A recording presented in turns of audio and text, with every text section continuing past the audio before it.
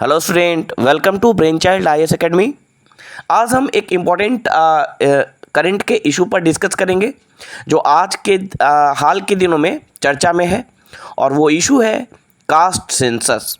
आपको पता है कि कास्ट सेंसस को लेकर कई सारे डिस्कशन डिबेट चल रहे हैं, और अलग अलग पॉलिटिकल पार्टियों के द्वारा अलग अलग इस पे व्यू दिया जा रहा है।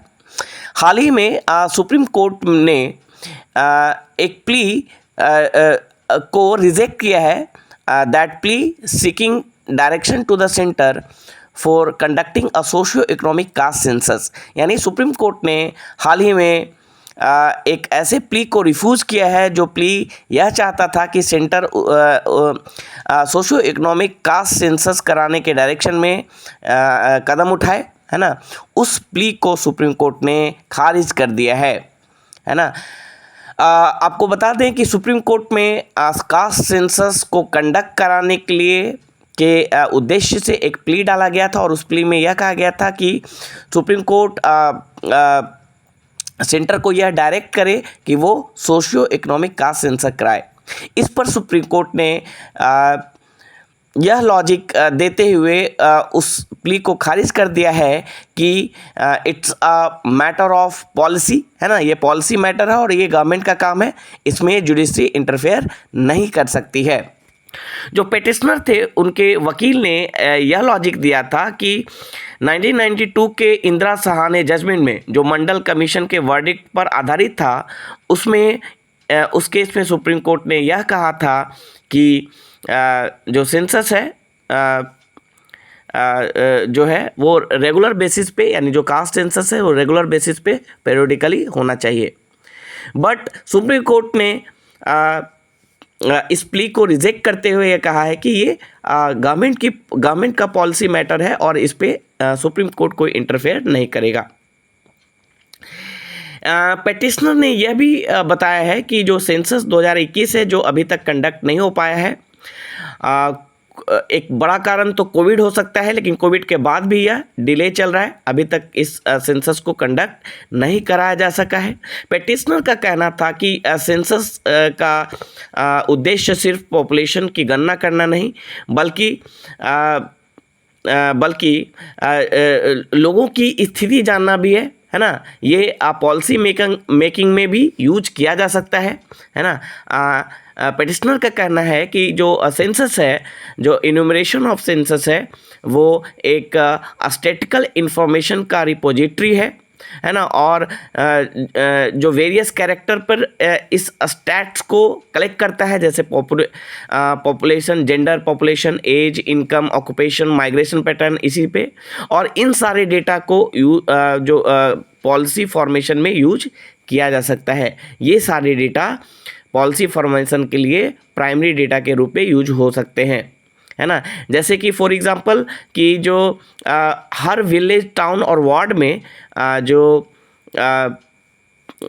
प्राइमरी डेटा है उसका सोर्स सिर्फ और सिर्फ सेंसस है। अगर सेंसस में डिले होती है तो ये इस डेटा में गैप आएगा, है ना, और इसके कारण जो पॉलिसी मेकिंग है उसमें बाधा हो सकती है, क्योंकि जो लास्ट सेंसस है 2011 में कंडक्ट कराया गया था, जो कि 13 साल ऑलरेडी हो चुका है, ऐसा जो पेटिशनर का कहना था, है ना। सोशियो इकोनॉमिक कास्ट सेंसस के बारे में पेटिशनर के वकील ने यह कहा कि जो सोशियो इकोनॉमिक कास्ट सेंसस है वो डिसएडवांटेज ग्रुप को आइडेंटिफाई करने में तथा इक्विटेबल रिसोर्स डिस्ट्रीब्यूशन, यानी इक्विटेबल रिसोर्स डिस्ट्रीब्यूशन को डिस्ट्रीब्यूट करने में मदद कर सकता है, और ऑल्सो जो टारगेटेड पॉलिसी हो उसको इम्प्लीमेंट कराने में भी मदद लाया जा सकता है। यहाँ पे अगर हम देखें तो जो लास्ट कास्ट सेंसस कराया गया था वो 1931 में, यानी हमारे पास जो डेटा है कास्ट वाइज डेटा वो 1931 के सेंसस का है, जो कि काफ़ी आउटडेटेड हो चुका है, और 1951 में कास्ट बेस्ड सेंसस को डिसकंटिन्यू कर दिया गया था, यह कर कि ये नेशनल यूनिटी में बाधा ला सकता है। इसके आधार पे, है ना, कास्ट सेंसस को डिसकंटिन्यू कर दिया गया था। 2011 में socio economic caste census conduct करा गया था, यूपीए गवर्नमेंट ने ये डिसीजन लिया था 2010 में पार्लियामेंट में, और उसने 2011 में सोशियो इकोनॉमिक कास्ट सेंसस कराया था, जिसका डेटा 2015 में आया था। और 2015 में जो डेटा हमें मिला था उस डेटा को रोक दिया गया था, यह इस कंसर्न के आधार पे कि ये जो डेटा है ये इसकी क्वालिटी अच्छी नहीं है, यानी क्वालिटी के कंसर्न के आधार पे डेटा को रोक दिया गया था। साथ ही साथ यह भी कंसर्न था कि जो क्लासिफिकेशन है कास्ट का उसमें बहुत सारे चैलेंजेज हैं, इसके आधार पे डेटा को रोका गया था। और एक एक्सपर्ट ग्रुप बनाया गया था, है ना, फॉर्म किया गया था, और ताकि इस कास्ट को क्लासीफाई किया जा सके, डेटा को कैटेगराइज किया जा सके। बट उस एक्सपर्ट ग्रुप ने अभी तक कोई भी रिकमेंडेशन यूनियन गवर्नमेंट के द्वारा उस एक्सपर्ट ग्रुप का कोई भी रिकमेंडेशन अभी तक रिलीज़ नहीं किया गया है। तो यहाँ पे जो पॉलिटिकल पार्टी या जो लोग कास्ट सेंसस के विरुद्ध हैं, उनका ये कहना है कि कास्ट सेंसस कास्ट में डिवीज़न ला सकता है, नेशनल यूनिटी को खतरा हो सकता है। साथ ही साथ कास्ट के का जो क्लासिफिकेशन है वो भी एक चैलेंजिंग है अपने आप में।